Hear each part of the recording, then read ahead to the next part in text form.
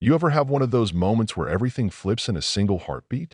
That's how it all started for me. The night I watched my own life get hijacked by a room full of strangers, cameras flashing, voices echoing, and the words that would haunt me for years, "She's the daughter of a criminal.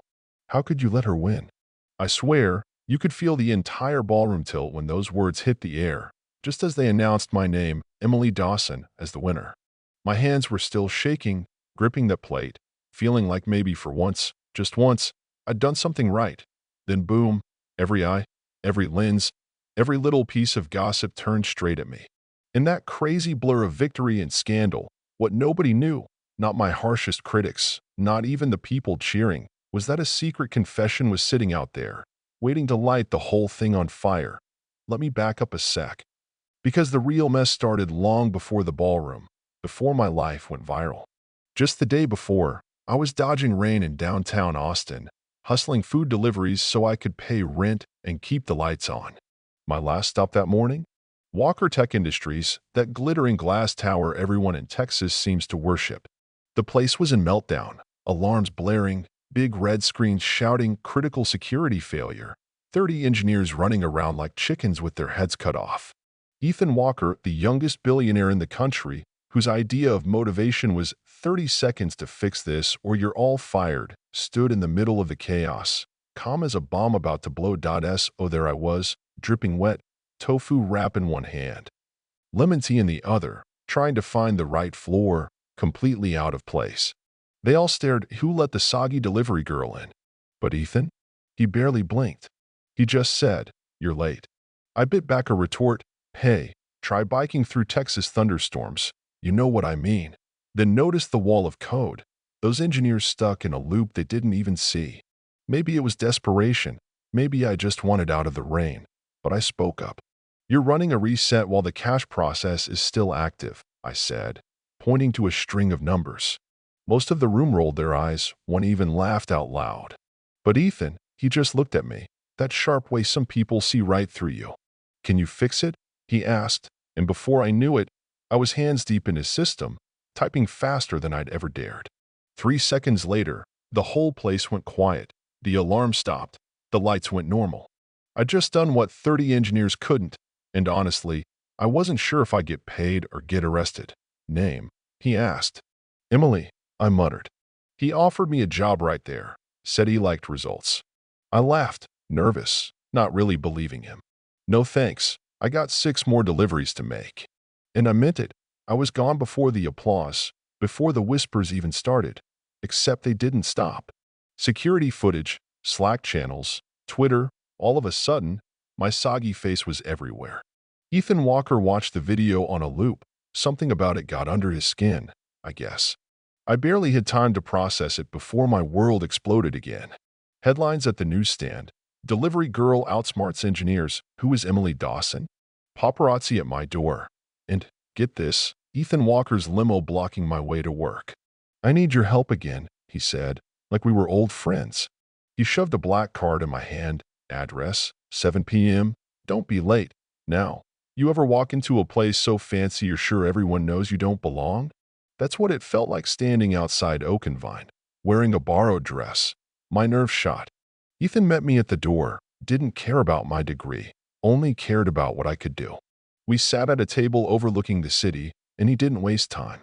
"Your father, he was a chef. Falsely accused. Died in prison. Innocent," he said, just like that, like he was reading my mind.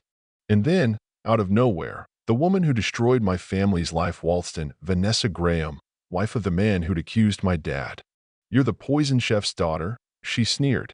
The old anger, the shame, it all came back, but something in me snapped. I said, my father was innocent, and meant it. Later, Ethan offered a deal cook in his company's charity competition against a world-famous chef, Camille Lauren. If I won, I got a job, a lifeline.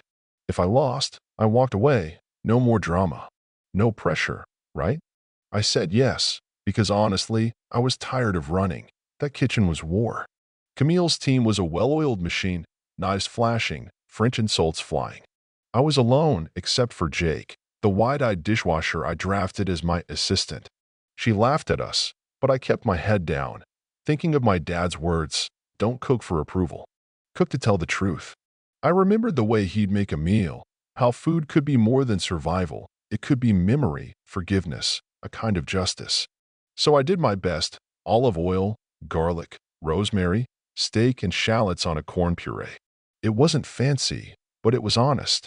When the judges tasted it, something shifted. You could see it in their faces, hear it in the way the room fell quiet.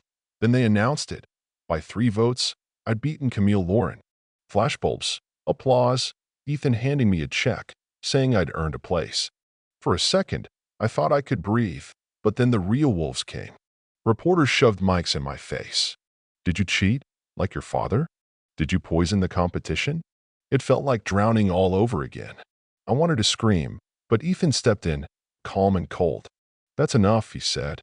But by the time I got home, my victory was a scandal. My brother was asleep on the couch, my mom staring out the window, and I realized I was fighting the same fight my dad lost years ago. The next day, it got worse. Headlines painted me as the poison chef's daughter. Social media exploded with hate and doubt, and Ethan called me into his world again, but this time, not for a job.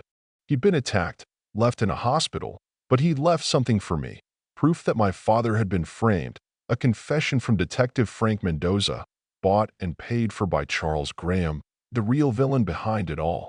Suddenly, I held in my hands the truth that could finally clear my family's name. But the fight wasn't over, not even close. Romero Graham still had power, and now he was challenging me to go public, to take the evidence to the national finals of the biggest cooking show in America, Culinary Star USA. I barely slept before that final.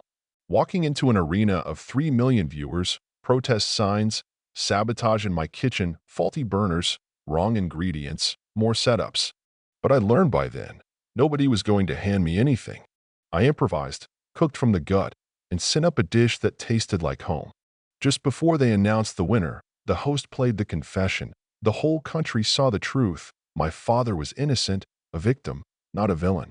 Charles Graham stood up and walked out, finally exposed.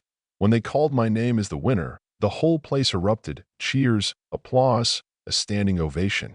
But for me, it was something quieter, a sense of peace, of being seen. I visited Ethan in the hospital, both of us battered, but standing. He told me my father would have been proud, and for the first time in years, I believed it. But this is America, right? The fight for justice doesn't end in a single night. So, what do you think? Did I do the right thing taking Ethan's challenge? Was justice really served? Or is someone like Charles Graham going to keep fighting in the shadows? Drop a yes or no below, or if you think the story isn't over, tell me to watch my back. And if you felt anything from my journey, drop a heart in the comments and tell us where you're watching from. Because, honestly, the fight for what's right? It's just getting started.